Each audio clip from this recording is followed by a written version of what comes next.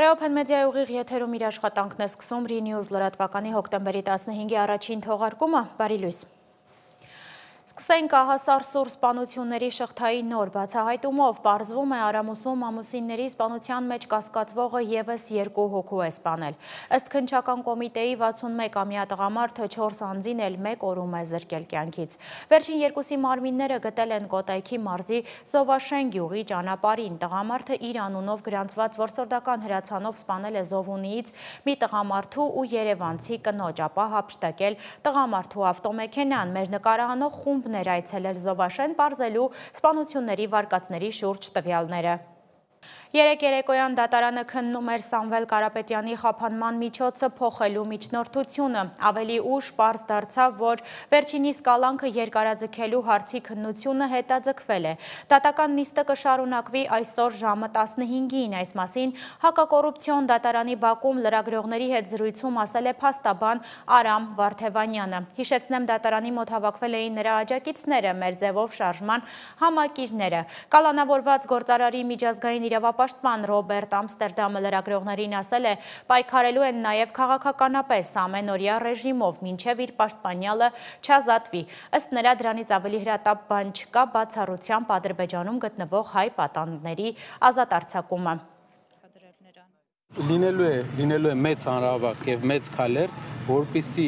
բոլորը տեսնեն, որ այս գործելավոճով իրենք չեն կարողանա խոսակցական ասած ամեն անգամ ինչ որ մեկին ձերբակալ են, կալանավորեն, ալիքը վերցնեն իրենց վրա, հետո ժամանակի մեջ հանգի ալիքը։ Ալիքը չի հանգում, ալիքը ավելանում է։ Եթե վարչապետը կարող է SMS-ով աշխատանքից հեռացնել բարձրագույն դատական խորհրդի նախագահին, դա նշանակում է, որ բարձրագույն դատական խորհրդի նախագահը ինքն է։ Եվ դա նշանակում է, որ նաև քննչական ինստիտուտների ղեկավարն է ինքը, եւ բոլոր ինչքան ինստիտուտներ կան Հայաստանում պետական նկատի ունեմ, որոնք պետք է բնույթով լինեին անկախ, այդ բոլոր ինստիտուտները ինքն է ղեկավարում։ Հետևաբար ակնկալել, որ այս պահին դատարանը այլ որոշում կկայացնի, անկեղծ ես չեմ ակնկալում։ Հայաստանի Հանրապետությունում գրեթե ոչ ոք արդարադատության իրականացմանը չի հավատում, իսկ դա նշանակում է, որ պետությունը իր ամենակարևոր ֆունկցիաներից մեկում արդեն թերացել է եւ ցավոք պետք է արձանագրել, որ այդ հույս ու հավատի վերանալուն հետ երկրում աճում են հանցագործությունների թիվը, ես կապում եմ դրա հետ։ Շարմ էլ-Շեյխում ավարտվել է Մերձավոր Արևելքի խաղաղության գագաթնաժողովը, որին մասնակցում էր Նիկոլ Փաշինյանը։ Նախորդին նրա եւ Իլհամ Ալիևի կարճատև զրույցի մասին պաշտոնական տեղեկատվություն չկա։ Միայն կադրերով երևում է, թե ինչպես է Պակիստանի նախագահը միանում զրույցին, գրկում Ալիևին եւ սեղմում Փաշինյանի ձեռքը։ Թրամփի հետ էլ է Փաշինյանը հանդիպել, նրանք միմյանց ձեռք են սեղմել ու մի քանի բառ փոխանակել։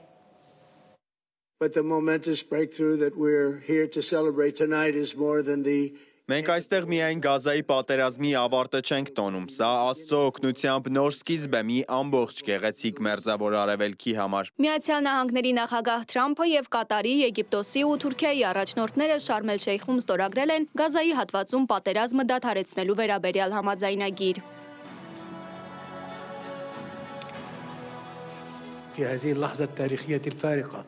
Երբ մենք ականատես եղանք Գազային պատերազմը դադարեցնելու համաձայնագրի ստորագրմանը, հույսի մի շող ծնվեց, որ այն կշրջի մարդկության պատմության ամենացավոտ էջերից մեկը։ Սա ամենամեծ, ամենաբարդ գործարքն է եւ նաեւ սա այն վայրն է, որտեղ կարող են լուծվել հսկայական խնդիրներ։ Հաճախ են խոսում այն մասին, որ երրորդ համաշխարհային պատերազմը կսկսվի Մերձավոր Արևելքում։ Դա տեղի չի ունենա։ Թրամփի եւ Եգիպտոսի ղեկավարի նախագահությամբ խաղաղության գագաթնաժողովին մասնակցելու համար էր ավելի քան 20 երկրի ղեկավար ժամանել Շարմ էլ-Շեյխ, այդ թվում Հայաստանի եւ Ադրբեջանի։ Հենց նրանց նայելով է Թրամփը հայտարարել. մենք ավարտեցինք Հայաստանի եւ Ադրբեջանի միջև փոքր պատերազմը։ Նայեք, նրանք այստեղ նստած են, բարեկամներ են։ Երբ ես հանդիպեցի նրանց հետ, մեկը նստած էր օվալաձև աշխատասենյակի այս կողմում, մյուսը այն։ Երբ ավարտեցինք, նրանք արդեն գրկախառնված էին։ Նիկոլ Փաշինյանը գագաթնաժողովում մի քանի անգամ ջերմ ձեռքսեղմում է ունեցել Միացյալ Նահանգների նախագահի հետ, մեկի ժամանակ հիշեցնելով. «Պարոն նախագահ, ես Հայաստանի վարչապետն եմ»։ Փաշինյանը կարճատև զրույց է ունեցել Ալիևի հետ։ Նրանց է միացել Պակիստանի վարչապետ Շահբազ Շարիֆը։ Ալիևի հետ ջերմ ողջագուրվել է, Փաշինյանի ձեռքը սեղմել։ Սա Պակիստանի եւ Հայաստանի ղեկավարների պատմության մեջ առաջին ձեռքսեղմումն է։ Հայկական պատվիրակության անդամ Արարատ Միրզոյանն էլ շփումներ է ունեցել մի շարք երկրների, այդ թվում Ադրբեջանի եւ Թուրքիայի արտգործնախարարների հետ։ Միջանցքներում Թուրքիայի նախագահն է կատակել Իտալիայի վարչապետ Ջիորջիա Մելոնիի հետ, ասելով՝ պետք է ամեն ինչ անեն, որ թողնեք ծխելը։ Դա անհնար է, միջամտել է Ֆրանսիայի նախագահ Մակրոնը։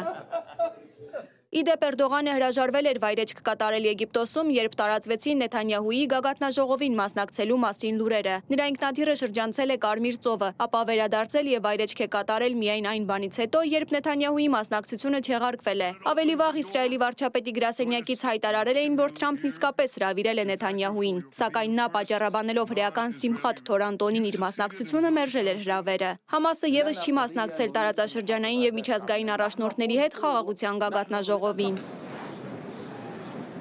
Նախքան Եգիպտոս մեկնելը ինքնաթիռ նստելիս է Մակրոնը հայտարարել, թե աշխարհում միայն մեկ երկիր ու մեկ առաջնորդ կա, որը Գազայում կարող է կանգնեցնել Իսրայելի վարչապետին եւ իր բանակին։ Այդ երկիրը Միացյալ Նահանգներն է։ Թրամփը որոշեց դա անել։ Հաջորդ փուլերը պետք է իրականացվեն Միացյալ Նահանգների, Իսրայելի, բայց նաև տարածաշրջանի բոլոր երկրների ու եվրոպացիների եւ իհարկե պաղեստինցիների հետ։ Թրամփը հայտարարել է, որ այժմ նախատեսում է կենտրոնանալ ռուս-ուկրաինական պատերազմի վրա, քանի որ Գազայի հատվածում հրադադարի հաստատման առաջին քայլերը վերջնական փուլում են։ Մերի Դանիելյան, Reopen Media։ Խաղաղության համաձայնագիրը 2 տարվա արյունահեղ պատերազմից հետո Գազայում լռեցրեց զենքերի որոտը, բայց արդյոք սա խաղաղություն է, թե պարզապես դադար։ Շատերը համոզված են, որ այս համաձայնագիրը պաշտպանում է միայն Իսրայելի շահերը, անտեսելով պաղեստինցիների եւ սովի մատնված 100 հազարավոր մարդկանց ճակատագիրը։ Փորձագետների կարծիքով, քանի դեռ հակամարտության հիմնարար պատճառները տարածքային վեճերը եւ կարգավիճակի հարցը լուծված չեն, ցանկացած հրադադար կարող է լինել ընդամենը ժամանակավոր դադար, մինչև հերթական սրացումը։ Գերիների փոխանակման հրադադարի ուսադրող լուրերի ֆոնին միջազգային կազմակերպություններն ահազանգում են։ Գազայում 5 տարեկանից ցածր ավելի քան 320 հազար երեխա սովի եզրին է, սուր սննդային խանգարումով։ 5 տարեկան դառնալուն պես մարդիկ ամբողջությամբ դուրս չեն գալիս վտանգից։ Ինչպես նշվեց, սննդի սուր անբավարարությունը կարող է լինել նաև մեծահասակների եւ տարեցների շրջանում։ Սակայն 5 տարեկանից հետո սննդի պակասի հետ կապված հիվանդությունների եւ մահվան հավանականությունը շատ ցածր է։ Իրականում այդ տարիքից հետո սննդի անբավարարությունից մահանալու ռիսկը կտրուկ նվազում է։ Սա առաջին անգամն էր, երբ միջազգային կառույցը սով է հայտարարում Աֆրիկայի տարածքից դուրս։ Կանխատեսվում էր, որ սովը կտարածվի կենտրոնական ու հարավային շրջաններում մինչև հոկտեմբերի վերջ։ Մենք ունենք երկու հիմնական հետևանք՝ կարճաժամկետ կամ երկարաժամկետ, բայց կարճաժամկետը չի նկատվի մի քանի օրում, այլ մի քանի շաբաթում։ Առաջինը երեխան արագ կորցնում է քաշը եւ դառնում շատ նիհար ու թույլ, իսկ մյուսը, երբ երեխան դադարում է աճել, մնում է կարճահասակ եւ հաճախ ունենում չափից դուրս փքված փոր, սպիտակուցի պակասից։ Համասը ազատ է արձակել ողջ մնացած վերջին իսրայելցի գերիներին հաշտեցման համաձայնագրի շրջանակում, ինչը կարևորագույն քայլ է համարվում Գազայում 2 տարի ավերիչ պատերազմի ավարտի ճանապարհին։ Իսրայելցի Եվիատար Դավիթին Ռաբինի բժշկական կենտրոնում դիմավորեցին ծափողջուններով։ Դավիթը ավելի առողջ տեսք ուներ, քան հուլիսին Համասի հրապարակած տեսանյութում, որտեղ նա հայտնվել էր Գազայի թունելում, ասելով, որ օրեր շարունակ չի սնվել եւ արդեն ինքն է իր համար գերեզման փորում։ Համաձայնագրի շրջանակում Իսրայելի ազատ արձակած գրեթե 2000 պաղեստինցի բանտարկյալների եւ կալանավորների մի մասն արդեն Գազայում է։ Գազա վերադարձող բնակիչները սակայն թերահավատորեն են վերաբերվում խաղաղության համաձայնագրին։ Դրանց տրամադրությունները հակասական են։ Մի մասը գիտություն է հայտում 2 տարի տևած արհավիրքի ավարտի համար, մինչդեռ մյուսները շեշտում են, որ համաձայնագիրը միակողմանի է եւ հաշվի չի առնում իրենց շահերը։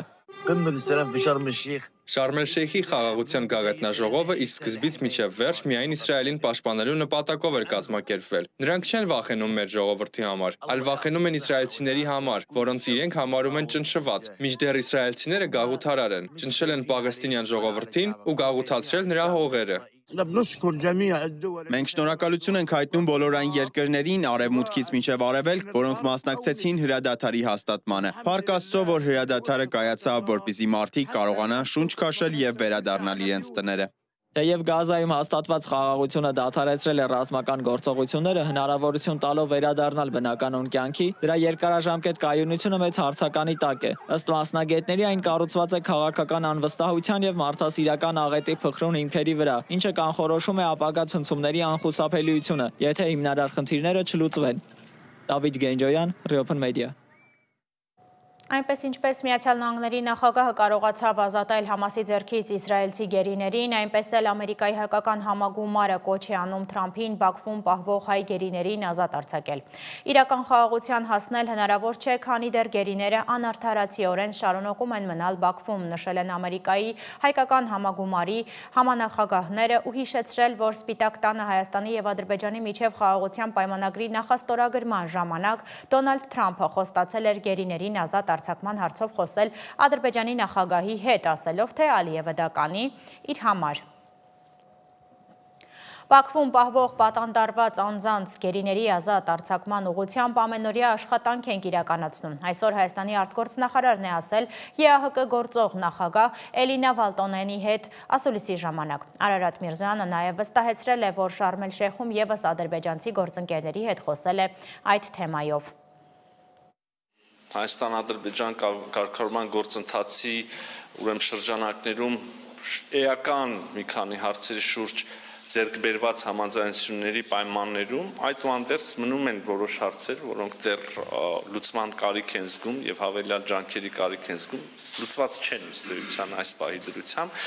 եւ հենց դրանցից մեկը կամ առաջինը Բաքվում պահվող պատանդարված անձանց գերիների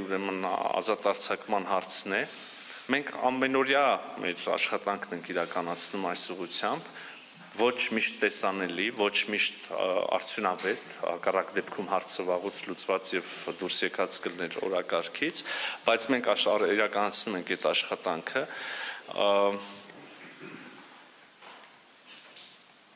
Ինչպես եւ միշտ այս պահի եւս ես ուզում եմ հույս հատնել, որ առաջիկայում մենք այս առումով լավ նորություններ կունենանք, համենայն դեպս մենք չենք դադարում մեր ջանքերը եւ բառացիորեն երեք նաեւ Շարմ էլ-Շեյխում տեղ ունեցած այդ խաղաղության գագաթնաժողովի շրջանակներում կրկին մեր ադրբեջանցի գործընկերների հետ քննարկել ենք այս հարցը։ Իդեպ ԵԱՀԿ գործող նախագահի այցն Ադրբեջան Բաքուն չեղարկել է Բաքվից, ասել են, քանի որ Ալիևը Շարմ էլ-Շեյխում է, տիկնոջն ընդունել չեն կարող, բայց սա հավանաբար ուղղակի պատրվակ է հաշվի առնելով, թե ինչ մեծ ջանքերով Ալիևը հասավ ԵԱՀԿ Մինսկի խմբի լուծարմանը։ Մեծ Բրիտանիան անսպասելի հայտարարություն է արել, հաշվի առնելով Հայաստանի եւ Ադրբեջանի միջև խաղաղության գործընթացը չեղարկել է երկու երկրների նկատմամբ զենքի մատակարարման ավելի քան 30 տարվա էմբարգոն։ Պետնախարար Սթիվեն Դաութին է ասել, որ Բրիտանիան որոշել է Հայաստանի եւ Ադրբեջանի հետ բարձրացնել իր երկկողմ հարաբերությունները, դրանք հասցնելով ռազմավարական գործընկերության։ Իդեպ Դաութիի գլխավորած պատվիրակությունը օգոստոսին Հայաստանում էր։ Բրյուսելը փոխում է խաղի կանոնները մեր հարևան Վրաստանի նկատմամբ, եթե դիվանագիտական խիստ հայտարարությունները չեն աշխատում, գուցե աշխատի ուղիղ հարվածը վրացի պաշտոնյաների անձնական հարմարավետությանը։ Եվրախորհրդարանում լրջորեն քննարկում են փակել Եվրոպայի դռները ոչ թե շարքային քաղաքացիների, այլ հենց այն 2000 պաշտոնյաների եւ նրանց ընտանիքների առաջ, որոնք կանգնած են օտարերկրյա գործակալների մասին օրենքի հետևում։ Գաղափարը պարզ է, եթե չեք ուզում ապրել եվրոպական արժեքներով, ապա մի վայելեք եվրոպական բարիքներ։ Սա քաղաքական շանտաժի նոր մակարդակ է, որին Թբիլիսին պատասխանում է ոչ պակաս կոշտ մեղադրանքներով։ Եվրախորհրդարանի սոցիալ-դեմոկրատական խմբակցությունը կոչ է արել կառույցին չեղարկել 1000-ից 2000 վրացի պաշտոնյաների եւ նրանց ընտանիքի անդամների համար Եվրամիություն առանց վիզայի ուղևորությունների ռեժիմը։ Ոչ, նրանք պետք է վիրավորվեն, հակառակ դեպքում դա չի աշխատի։ Մեր ցանկությունն է այս գաղափարը Եվրախորհրդարանից հասցնել Եվրահանձնաժողով, քանի որ մենք ընդունել ենք այս մեխանիզմը եւ այն պետք է արդյունավետ լինի։ Դրա համար նրանց թիվը պետք է զգալի լինի։ Եվրախորհրդարանի պատգամավորը կարծում է, որ իր գործընկերների մեծամասնությունը կաջակցի նախաձեռնությանը վրացական էլիտայի շրջանում տրամադրությունների փոփոխությունը խրախուսելու համար։ Ըստ նրա, վրացի պաշտոնյաները վախենում են եւ վախը պետությունից եւ հասարակությունից գողացած գումարը այլ ուր ծախսելու հնարավորությունը կորցնելն է։ Հակառակ նոտաներ Վրաստանից են գալիս։ Խորհրդարանի խոսնակ Շալվա Պապուաշվիլին գրում է, որ Բրյուսելը ծայրահեղականության կողմնակից է։ Կարևորը իրարից տարանջատել Բրյուսելի բյուրոկրատիան եւ Եվրամիությունն ու Եվրոպան որպես այդպիսին, քանի որ այսօր այն մարդիկ, որոնք գրում եւ ընդունում են այդ ռազմավարությունները, իրենք իսկ շեղված են Եվրամիության հիմնական սկզբունքներից ու արժեքներից։ Պապուաշվիլին ասել է նաև, որ Եվրամիությունը Թբիլիսիում փողոցային պատերազմներ է հրահրել։ Ընդդիմության ցույցերի նոր առիթը հոկտեմբերի 4-ին թիմ ընտրություններն են, բայց հետընտրական բուռն զարգացումները ընդդիմադիրները ապահովել կարծես չեն կարողանում չնայած ամենօրյա ցույցերին։ Վրաստանի ինտեգրման պրոցեսները սառել են Վրաստանում օտարերկրյա ազդեցությունների դեմ որոշակի կանոնների կիրառման հետևանքով։ Վերլուծաբանը նշում է, որ ինչպես Ռուսաստանը, այնպես էլ Եվրոպան Վրաստանում ազդեցության գործակալներ ունի։ Նախորդ նախագահ Սալոմե Զուրաբիշվիլին փաստացի ֆրանսուհի էր եւ Ֆրանսիայի դեսպանը Վրաստանում։ Մեկ այլ նախկին նախագահ Միխայիլ Սահակաշվիլիի օգնականն էր Ուկրաինայում նարնջագույն հեղափոխության ֆիլմի հեղինակ եվրապատգամավոր Ռաֆայել Գլյուքսմանը։ Սիմոն Հովանիսյան, Աննա Թանդարյան եւ Հասմիկ Առաքելյան, Reopen Media։ Բելգիայի թագուհի Մաթիլդան աշխատանքային այցով Հայաստանում է։ Թագուհին մեր երկրում է որպես ՄԱԿ-ի կայուն զարգացման նպատակների պաշտպան։ Նա հանդիպելու է ուսանողների հետ ու այցելելու է Թումո։ Թագուհին նաև կմեկնի Գեղարքունիք եւ Սևան։ Օրակարգում է նաև փախստականների սոցիալական հարցերի քննարկումը։ Այսօր Երևանում մեկնարկել է Սիլիկոնյան լեռներ 2025-ը մինչև համաշխարհային տեխնոլոգիական հայտնի դեմքերը Վինսենտ Ռոշից մինչև Նուբար Աֆեյան։ Երևանում քննարկում էին արհեստական բանականության բարդ անատոմիան, Հայաստանի կառավարության ղեկավարը պարզ ձևակերպել է, թե ինչ է հարկավոր փող ունենալու համար։ Բոլորին հետաքրքրող այս հարցի պատասխանը Անի Հովանեսյանի ռեպորտաժում կլսեք։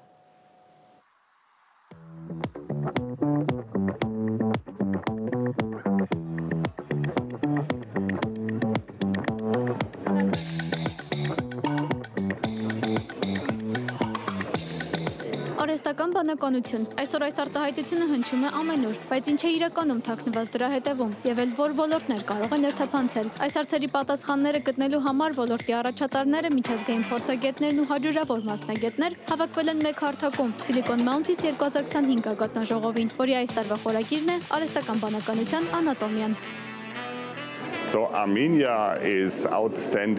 Հայաստանի փոքր չափերն ու որոշումների կայացման արագությունը, ինչպես նաև հիանալի կրթությամբ երիտասարդ բնակչությունը մեծ առավելություններ են։ Այս գործոնները երկիր են բերում արևմտյան ընկերություններին, զարգացնելու ապագայի տեխնոլոգիաները։ Այս ամենը թույլ է տալիս շատ դրական կանխատեսումներ անել Հայաստանի ապագայի վերաբերյալ։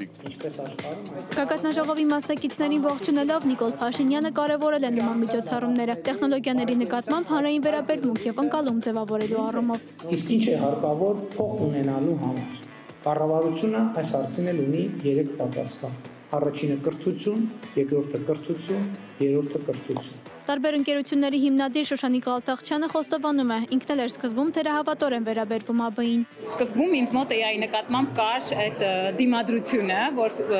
ոչ ոնց որ կան ասպեկտներ, որտեղ AI չպետք է մտնի, բայց ժամանակի հետ գիտակցումը եկավ, որ դա անխուսափելի է եւ այսպես ասած ով ավելի շուտ եւ ավելի համագործակցային հիմունքներով կմտնի AI-ի հետ ճիշտ ճանապարհ կանցնի, դրա մոտ ավելի արագ կզարգանան բոլոր ուղղությունները բիզնեսի։ Մասնակիցներից Մարկ Մանուկյանը կարծում է, որ վախենալ պետք է ոչ թե արհեստական բանականությունից, այլ դրան չհարմարվելուց։ Ինձ թվում է, որ հիմնական մասը մարդկանց մտածում են, որ AI-ի հիմնական վտանգը այն է, որ մասնագիտությունների մեծ մասը ինքը կարա տեղափոխի, բայց իրականում իրանք ոչ թե տեղափոխվելու են AI-ով, այլ այն մասնագետներով, ովքեր սովորել են AI-ը եւ սովորել են իր հետ աշխատելը։ Գագաթնաժողովի կազմակերպիչ ՏՀՏ գործադիր տնօրեն Էդուարդ Մուսայելյանի կարծիքով, ԱԲ-ն այսօր ոչ թե ՏՏ ոլորտի նեղ մասնագիտացում է, այլ իրականություն, որ ներթափանցելու է մեր կյանքի բոլոր ոլորտները։ Տարբեր բնագավառներում արհեստական բանականություն կիրառած, օգտագործած եւ արդյունքի հասած մարդկանց պետք է ներգրավեինք։ Եվ կարծում եմ այսօրվա բանախոսները հենց այդ առաքելությունն են իրականացնում, մեզ բացահայտելով, թե տնտեսության տարբեր ճյուղերում ինչպես է տեխնոլոգիան օգտագործում եւ մասնավորապես արհեստական բանականությունը։ Ցանկացած ընկերություն, որ ապակայի մասին մտածում է, ուզեջ կամ չուզե ինքը ներառելու է արհեստական բանականության գործիքակազմը իր աշխատանքային, այսպես ասած, գործիքակազմի մեջ։ Silicon Mountains 2025-ը եւս մեկ անգամ ապացուցեց, որ Հայաստանը ունի եւ տաղանդ, եւ կամք լինելու համաշխարհային տեխնոլոգիական հեղափոխության ոչ միայն մասնակիցը, այլև դրոշակակիրներից մեկը։ Անի Հովհաննիսյան, Լևոն Ոսկանյան, Reopen Media։ Մի կողմից թվային աշխարհի այս աներևակայելի հնարավորությունները խոստումնալից հորիզոններ են բացում, բայց մյուս կողմից ինտերնետային ու սոցցանցային կախվածությունն է դառնում հանրության համար գերխնդիր, որի համար ամենախոցելի խումբը երեխաներն են։ Ըստ որոշ հետազոտությունների TikTok-ից կախվածությունը կարող է առաջանալ ընդամենը կես ժամ այն թերթելուց հետո, եւ սա այլևս անհատների խնդիր չէ, այլ սերնդի։ Թե ինչպես պայքարել մի երևույթի դեմ, որի ալգորիթմերը մտածված են այնպես, որ երեխաների ուշադրությունը հնարավորինս երկար եւ ինչ դեր ունի այստեղ ծնողական վերահսկողությունը, փորձել է պարզել իմ գործընկեր Աննա Հարությունյանը։ Դեռ դասիա եւ 0 րոպե այսօր օգտագործվում, այսօրվա սահմանաչափը 1 ժամ 45 րոպե է։ 3 երեխաների մայր Իրինա Չալտիկյանը գտել է երեխաների սոցցանցային վարակից հեռու պահելու խնդրի լուծումը։ Այն է վերահսկել երեխայի հեռախոսն ու դրանով անցկացրած ժամանակը։ Թեև սոցցանցերը կարող են ունենալ որոշակի կրթական եւ ստեղծագործական օգուտներ, դրանց բացասական ազդեցությունը շատ ավելի մեծ է։ Հետևորդների քանակ, լայքերի մրցավազք եւ կեղծ իդեալներ։ Սա այն իրականությունն է, որտեղ այսօր մեծանում են երեխաները։ Սոցիալական ցանցերը, որոնք դարձել են կյանքի անբաժան մաս, ուսումնական մրցակցությունը փոխարինել են թվային հարթակներում պայքարի թատերաբեմով։ Ես ունեմ 3 բալիկ, 6, 8 եւ 12 տարեկան, բոլորի հետ ի սկզբանե պայմանավորվել եմ, որ հեռախոս կունենան 10 տարեկանից, եւ մեծ տղաս արդեն 12 տարեկան է, նա 10 տարեկանից ունի հեռախոս եւ ներբեռնել եմ հավելված, որի միջոցով կարողանում եմ կառավարել իր ամբողջ գործունեությունը։ Հոգեբան Լիլիթ Խաչատրյանի խոսքով սոցցանցերով եւ համակարգչային խաղերով բեռնված հեռախոսները ոչ միայն երեխաներին կտրում են իրականությունից եւ ուսումնական գործընթացից, այլև կարող են հանգեցնել լուրջ խնդիրների։ Երեխան ողջ օրը անցկացնելով սոցիալական ցանցերում կտրվում է իր հիմնարար առաջնահերթ գործունեության տեսակից, կրթությունից եւ որը որ կարող է առհասարակ երկարատև մնալը սոցիալական ցանցերում վնասել երեխայի եւ հոգեկան գործընթացները եւ մտածողությունը։ Մասնագետները հատկապես վտանգավոր են համարում TikTok-ի նման հարթակները, որտեղ վերահսկողությունը դժվար է եւ ցանկացած բովանդակություն կարող է հասանելի դառնալ երեխային։ Երեխաները չունենալով զարգացած քննադատական եւ վերլուծական մտածողություն կարող են ընկալել տեսածը որպես բացարձակ ճշմարտություն, ինչը խեղաթյուրում է նրանց արժե համակարգը։ Երեխան որպես կանոն քննադատական մտածողություն դիտած նյութերի նկատմամբ շատ քիչ է կարողանում ձևավորել, հատկապես եթե տեսնում են նյութը, որ հայտնվեց իր մոտ շատ լայքերով են ողողված, իրեն թվում է, թե դա միանգամայն իրականություն է եւ դա արժեք է իր համար։ Բացասական զգացումներ կարող է առաջանալ երեխայի մոտ, ստրես, հուզական գրգռվածություն։ Սա իր հերթին հանգեցնում է կեղծ իդեալների ընդօրինակման փորձերի եւ որպես հետևանք ինքնագնահատականի կտրուկ անկման, ստրեսի եւ հոգեբանական տառապանքի։ Երեխաները կարող են ստեղծել իրենց իդեալականացված կերպարները, փորձելով ինքնահաստատվել ոչ թե իրական, այլ վիրտուալ աշխարհում։ Այս կոնտենտներով երեխաները կարող են իրենք ստեղծել որոշակի կերպարներ, հերոսացված, իդեալականացված, որը որ իրենց կերպարից, իրենց իսկ սեփական կերպարից միանգամայն շատ հեռու է եւ սրանով փորձեն ինքնահաստատվել։ Այսինքն խապկանքի շեմը իրականության եւ սոցիալական հարթակներում գոյատևման, ինքնահաստատման, ինքնաներկայացման շատ մեծ է։ Երբ իրականության եւ թվային խապկանքի միջև սահմանները ջնջվում են, ծնողների դերակատարումը դառնում է առանցքային։ Ըստ մասնագետի արդյունավետ միջամտությունը երեխայի հետ գիտակցված երկխոսությունն է։ Առհասարակ պետք է սովորացնել, որ երեխան կարողանա վերահսկի։ Սովորաբար ցանկացած իրողության մեջ, որպեսզի մենք ուզենանք հասնել մեր ցանկալի արդյունքին, շատ կարևոր է ինֆորմացիայի բացատրությունը, ինֆորմացիա տալը երևույթի մասին։ Ունեմ տղայիս հետ պայմանավորվածություն, պարբերաբար ստուգել իր չաթերը, որովհետև ես ինչքան էլ փորձեմ վերահսկել հավելվածի միջոցով, այդ իրենց ընկերական չաթերում շատ են ուղարկում տարբեր վիդեոներ եւ այլն, Ուղղակի ունեմ պայմանավորվածություն, որովհետեւ ես կարողանամ վերահսկեմ այն, ինչ իրեն կարելի է եւ իրեն կարելի չէ, նայում եմ իր չաթերը։ Միայն այն բանից հետո, երբ վստահության մթնոլորտում վարվող զրույցները արդյունք չեն տալիս, կարելի է անցնել ավելի խիստ միջոցների։ Հեռախոսը վերահսկող հավելվածները թույլ են տալիս սահմանել ինչպես էկրանային ընդհանուր ժամանակ, այնպես էլ սահմանաչափեր կոնկրետ հավելվածների համար։ Հավելվածը թույլ է տալիս վերահսկել երեխայի ընդհանուր ժամանակը հեռախոսի մեջ, նաև վերահսկել եւ տեղադրել սահմանաչափեր կոնկրետ հավելվածներում երեխայի ժամանակի անցկացման չափը։ Մասնագետների համոզմամբ սոցիալական ցանցերի ազդեցությունը նվազեցնելու ամենաարդյունավետ միջոցը ծնողի ակտիվ մասնակցությունն ու բաց հաղորդակցությունն է։ Վերահսկողությունը կարող է օգնել սահմաններ գծել, բայց առանց վստահության եւ կրթության այն չի ապահովի ցանկալի արդյունք։ Աննա Հարությունյան, Ստեփան Տիգրանյան, Reopen Media։ Եկեք մի քանի րոպեով տեղափոխվենք Երևանի երկինք։ Բացահայտիր Հայաստանը երկնքից միջազգային փառատոնը Հայաստանի երկինքը վերածել է վառ գույների տոնի։ Օդապարիկներ, աշխարհի տարբեր ծայրերից, ռոմանտիկ պահեր, սպորտային մրցակցություն եւ անմոռանալի արկածներ։ Ինչպես է Հայաստանը ներկայանում թռչնի թռիչքի բարձրությունից եւ ինչ անակնկալներ են սպասվում մրցակիցներին։ Իմ գործընկեր Աննա Մարգարյանն է մասնակցել այդ արկածներին եւ ռեպորտաժ պատրաստել։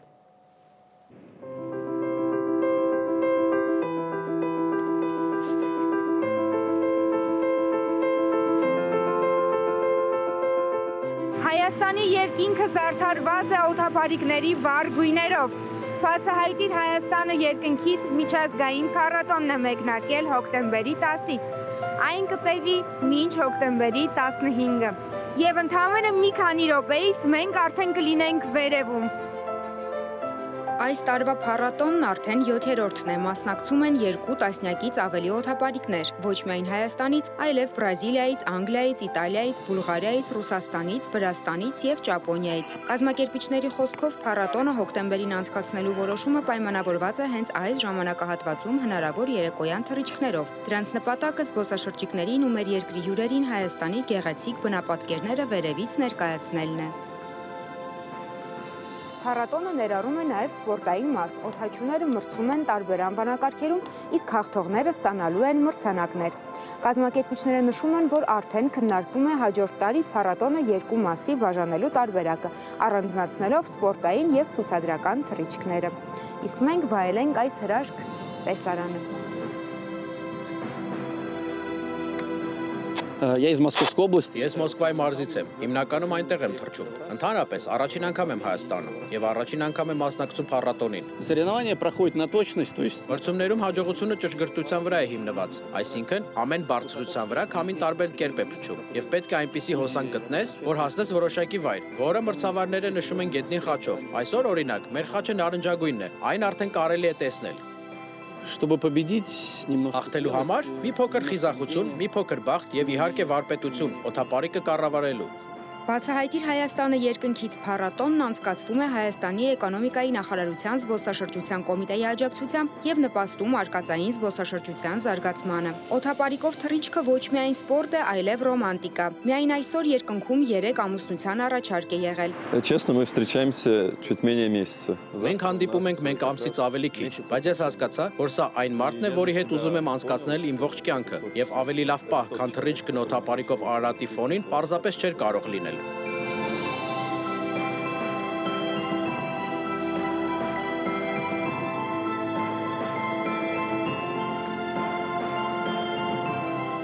Թռիչքի վերջում կա հատուկ արարողություն։ Մեզ օծում են Գառնիի, Դուքս եւ Դքսուհի։ Воздухоплавание появилось во Франции в 1783 году благодаря 2 братьям. Их звали Этьен и Джозеф Монгольфье. Ավանդույթը գալիս է Ֆրանսիայի թագավոր Լյուդովիկոս 16-րդից։ Առաջին օդագնացներին նա ոչ միայն շնորհեց ազնվականի տիտղոս, այլև նվիրեց այն բոլոր հողերը, որոնց վրայով նրանք թռչել էին։ Այսօր մենք իրականացնում ենք այս գեղեցիկ արարողությունը, պահպանելով օդագնացության պատմությունն ու ավանդույթները։ Поздравляю, графиня. Այսպիսով բացահայտիր Հայաստանը երկնքից փառատոնը ոչ միայն սպորտային իրադարձություն է, այլև տոն, որը միավորում է մարդկանց, ստեղծում անմոռանալի պահեր եւ հիշողություններ ամբողջ կյանքի համար եւ աշխարհին ներկայացնում մեր երկիրը թռչնի թռիչքի բարձրությունից։ Աննա Մարգարյան, Լևոն Ոսկանյան, Reopen Media։ Ֆուտբոլում 3 թվում էր, թե կարող ենք անգամ հաղթանակ տոնել, բայց արդյունքում չստացանք անգամ ոչ ոքին, ինչի հավաքականի մարշին ավելի հավանական էր համարում։ Մեր հավաքականը 3 զիջեց Իռլանդիայի ընտրանուն 2026 թվականի աշխարհի առաջնության եվրոպական գոտու որակավորման փուլի F խմբի 4-րդ տուրում Դուբլինի Ավիվա մարզադաշտում Իռլանդա-Հայաստան ֆուտբոլային մրցավեճն ավարտվեց 1-0 հաշվով։ Հանդիպման միակ և հաղթական գոլը 70-րդ րոպեին հեղինակել է Ռոմայի հարձակվող Էվան Ֆերգյուսոնը։ Թիմի պայքարի հնարավորությունների վրա մեծապես ազդել էր փաստը, որ երկրորդ խաղակեսի սկզբում մրցակցի դեմքին հարվածելու համար կարմիր քարտով խաղադաշտից հեռացվել էր մեր ընտրանու ավագ Տիգրան Բարսեղյանը։ Եվ վերջում եղանակի մասին հանրապետության տարածքում հոկտեմբերի 15-ից 19 սպասվում է առանց տեղումների եղանակ, օդի ջերմաստիճանը կբարձրանա 5-ից 8 աստիճանով։ Մենք այժմի համար նախատեսել էինք այսքանը, հաջողություն։